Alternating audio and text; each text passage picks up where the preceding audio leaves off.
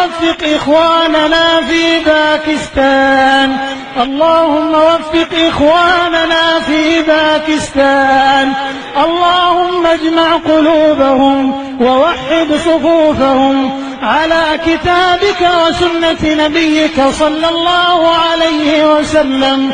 اللهم املأ قلوبهم بالإيمان والسنة، اللهم املأ قلوبهم بالإيمان والسنة، اللهم اجعلهم إخوة متحابين متآلفين على الخير متعاونين.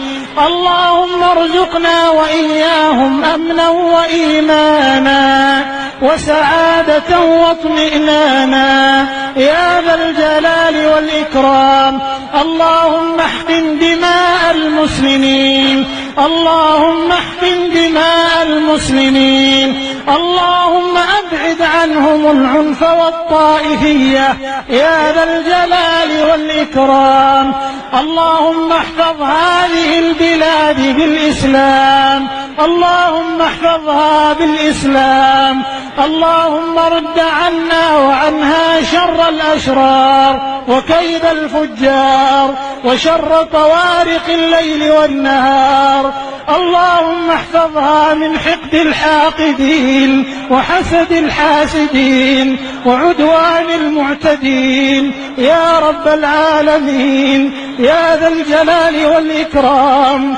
ربنا آتنا في الدنيا حسنة وفي الآخرة حسنة وقنا عذاب النار.